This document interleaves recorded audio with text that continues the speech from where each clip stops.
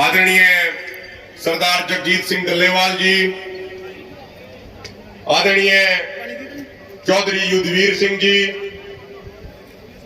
सरदार कुलदीप वजीरपुर जी, सतनाम सिंह बहरू जी, बूटा सिंह जी, कृपा सिंह जी और तमाम हमारे साथी, सामने जो पंडाल में हमारी लाखों की तादाद में नौजवान साथी बुजुर्ग जो बैठे हैं, आप सबको हाल जी से ही शुरू करूंगा।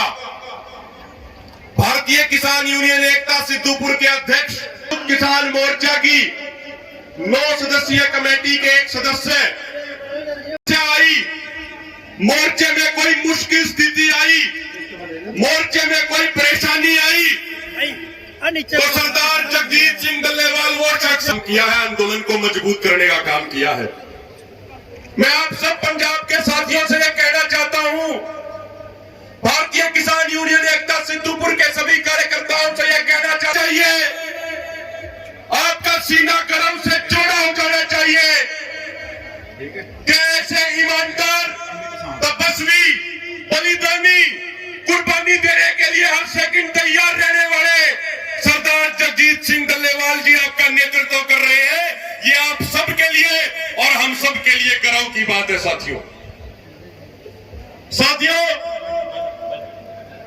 अभी कुछ दिनों के बाद पंजाब में चुनाव होने हैं। पिछली बार जब 2017 में चुनाव हुए थे तो आप सबसे बड़े बड़े वादे किए गए होंगे, कर्ज माफी की बात की गई होगी, फसलों का उचित मूल्य दिए जाने की बात की गई होगी, लेकिन ना तो पंजाब के किसानों की कर्ज मुक्ति हुई और ना ही स्वामीनाथन आयोग के अनुसार आपको फसलों का उचित मूल्य मिला। साथियों, इसका कारण यह है कि पूरे भारतवर्ष में 80 करोड़ किसानों का हमारा परिवार है, लेकिन कहीं हम धर्म के नाम पे बच जाते हैं, कभी जाति के नाम पे बच जाते हैं, कभी क्षेत्र के नाम पे बच जाते हैं और कभी हमारे ही समाज के लोग वोट देने का काम करते हैं।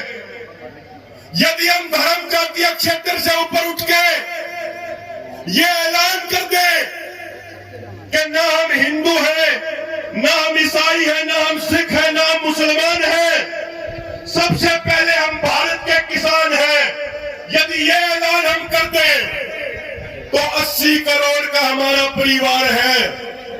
किसी राजनीतिक पार्टी की इतनी औकात नहीं है कि वो आपकी बातों को, आपकी मांगों को ठुकरा दे।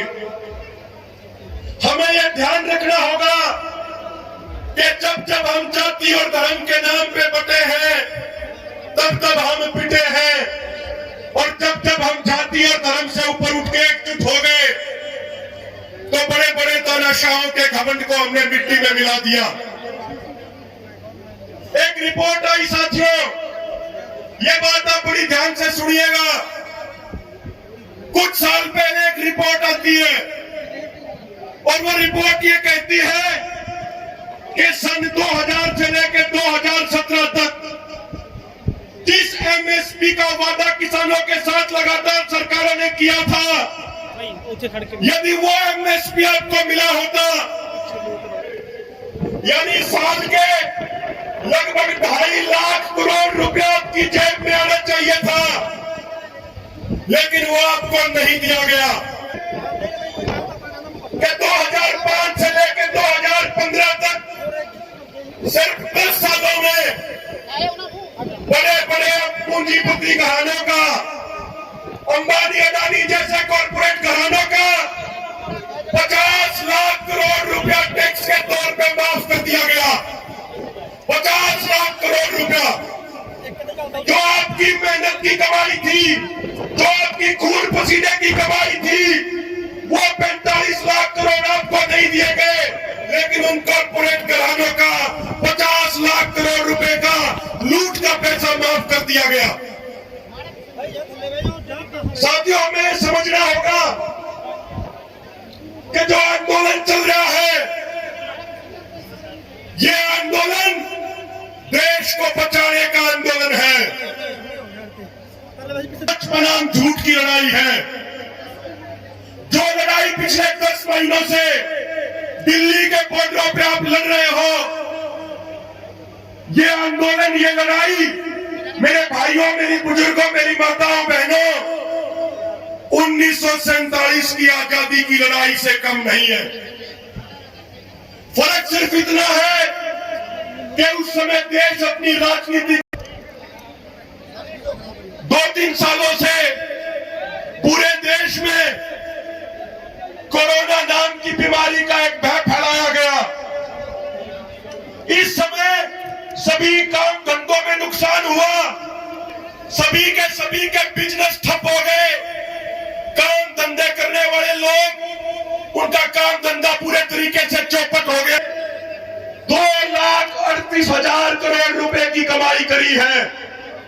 2,38,000 करोड़ रुपए की कमाई सिर्फ एक आदमी ने, जिसका नाम है गौतम अडानी। साथियों, जब सबके काम धंधे चौपट हो गए, सबको काम धंधे में नुकसान हो रहा था, तो गौतम अडानी का ऐसा कौन सा फार्मूला था 38,000 करोड़ रुपए की कमाई कर दी।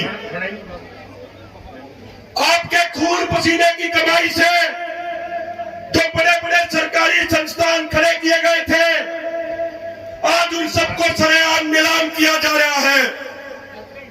आंध्र प्रदेश में जिस स्टील प्लांट की कीमत 3 लाख करोड़ रुपए है और जो हर साल सरकार को हजारों करोड़ों रुपए का मुनाफा देता है, उस स्टील प्लांट को मात्र 13,000 करोड़ रुपए में ये सरकार गौतम अडानी को बेच रही है, जिसकी कीमत 3 लाख करोड़ रुपए 1,000 करोड़ रुपए में बेचा जा रहा है। साथियों, आज पूरा देश बिक रहा है, पूरा देश नीलाम होने के कगार पे खड़ा है। इस सभा में बड़ी तादाद में बुजुर्ग भी बैठे हैं। वैसे मैं हिंदी बोल रहा हूं, आपको पंजाबी ज्यादा बेहतर समझ में आती होगी, लेकिन हमारा मानना है कि जब बात दिल से बोली जाती है तो बात दिल तक पहुंचती है और बीच में कोई भाषा आगे आने नहीं आती। एक बार आप सब लोग बताइएगा, जो खासकर बुजुर्ग बैठे हैं, क्या तेल बेची जाएंगी, पटरी बेची जाएगी, रोड बेचे जाएंगे, गैस और तेल की पाइपलाइन बेची जाए? आपने कभी सोचा था क्या? एक बार हाथ ऊपर करके बताइए कि ये सारी चीजें बिकेंगी। आपने कभी सोचा था? लेकिन आज मोदी सरकार तमाम चीजों को बेचने का काम कर रही है। साथ इतिहास याद रखना होगा कि हमारे पूर्वजों ने, और ये बीजेपी वाले भी ध्यान से सुन लें, हमारे पूर्वजों ने काबुल तक राज किया था। जब कुछ लुटेरे सोमनाथ का मंदिर लूट के लेके जा रहे थे, तो इस पंजाब हरियाणा के मजदूर किसानों ने उन लुटेरों को सबक सिखाने का काम किया था। तो आज समय है कि दोबारा से अपना वो सोने का इतिहास हम याद करें और एक अंतिम बात कह के अपना स्थान ग्रहण करूंगा। कोई भाई ये ना सोचे कि ये आंदोलन सिर्फ किसानों का आंदोलन है। इन 3 कृषि कानूनों से किसान तो 10 दिन के बाद में मरेंगे। सबसे पहले वे लोग भूखे मरेंगे जो खेती नहीं करते, जो शहरों में रहते हैं, जिन गरीब भाइयों को 2 रुपए किलो का पीडीएस के माध्यम से अनाज मिलता है। सबसे पहले वो लोग मरेंगे। 2014 में जब यह सरकार सत्ता में आई थी, उस टाइम एफसीआई के ऊपर कुल कर्जा 90,000 करोड़ का था और आज वो एफसीआई के ऊपर कर्जा बढ़ के 4,09,000 करोड़ रुपया हो गया। आप सबको बताना चाहता हूं, आप सब जानते हैं अच्छे तरीके से कि एफसीआई वो संस्थान है जो किसानों से अनाज लेता है और 2 रुपए किलो के अनुसार गरीब भाइयों को पीडीएस के माध्यम से मुहैया कराता है।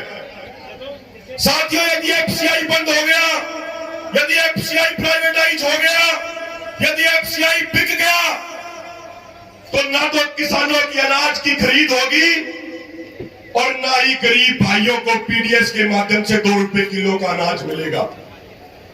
तो ये सिर्फ किसानों की नहीं, ये हर उस व्यक्ति की लड़ाई है जिसका जमीर जिंदा है।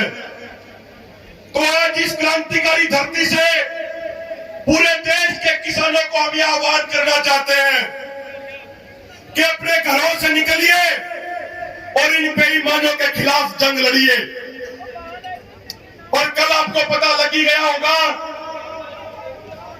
कि लखीमपुर खीरी में जो हमारे किसानों का नरसंहार किया गया है, उस पे संयुक्त किसान मोर्चा ने एक बड़ा निर्णय लिया है। वो निर्णय बता के अपनी बात को खत्म करूंगा। साथियों, संयुक्त किसान मोर्चा की यह डिमांड है कि जो केंद्रीय गृह राज्य मंत्री जो किसानों को खुलेआम धमकी दे रहा था, उसको हत्या, दवेश और षड्यंत्र के मामले में गिरफ्तार किया जाए। उसके बेटे आशीष मिश्रा को गिरफ्तार किया जाए। उसकी गिरफ्तारी कल रात को हो चुकी है। कार्यक्रम यह है कि 12 तारीख को यानी परसों के दिन लखीमपुर खीरी में उन शहीद किसानों की अंतिम अरदास है। हम देश के तमाम किसानों, मजदूरों और जिंदा जमीर के लोगों से यह आह्वान करते हैं कि अधिक से अधिक संख्या में 12 तारीख को यानी परसों के दिन आप लखीमपुर खीरी पहुंचिएगा, उन शहीद किसानों की अंतिम अरदास में शामिल होइएगा और उनको श्रद्धांजलि दीजिएगा। जो साथी वहां नहीं पहुंच सकते, वो अपने मंदिरों में, गुरुद्वारों में, चर्च में, मस्जिदों में, अन्य टोल प्लाजाओं पे जहां भी किसानों के धरने चल रहे हैं, श्रद्धांजलि सभा का आयोजन कीजिएगा। और यदि हमारी मांगे पूरी नहीं की गई तो 15 तारीख को दशहरे के दिन पूरे देश में प्रधान गृह मंत्री अमित शाह और एक बीजेपी का स्थानीय नेता आप अपने अनुसार चुन लीजिएगा। अब यूपी वाले भाई कह रहे हैं कि वो तीसरा नेता तो योगी आदित्यनाथ होगा, हरियाणा वाले कह रहे हैं कि तीसरा नेता तो खट्टर होगा। तो आप भी अपने अनुसार पंजाब का तीसरा रावण आप अपने अनुसार चुन लीजिएगा। तो मोदी, अमित शाह और पंजाब में जो बीजेपी का रावण है, इन 3 लोगों के पुतले जलाने हैं 15 तारीख को।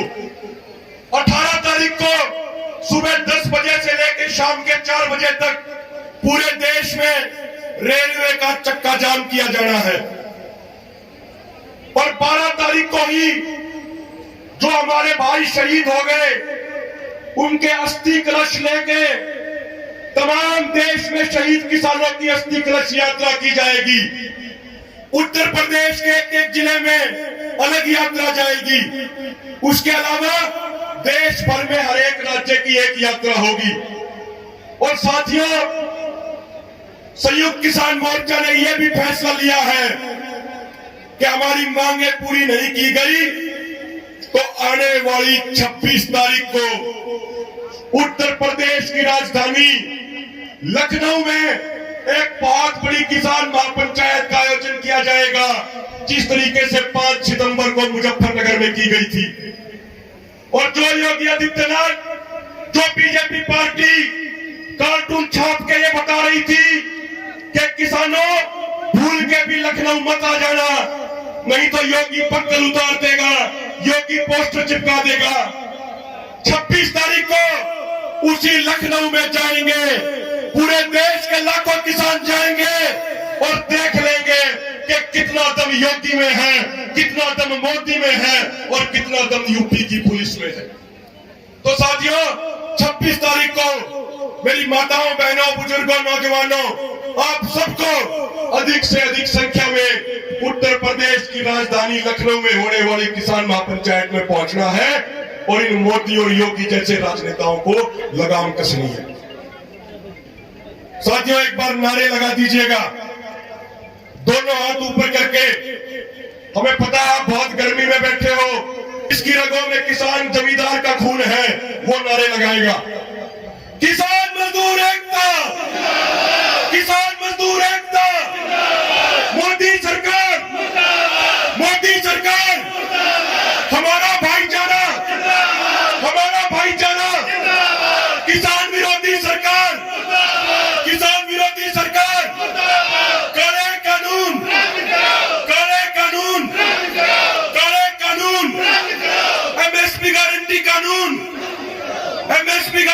कानून लागू करो, MSP गारंटी कानून लागू करो। जय जवान जय किसान, जय जवान जय किसान, जय जवान जय किसान, किसान एकता जिंदाबाद।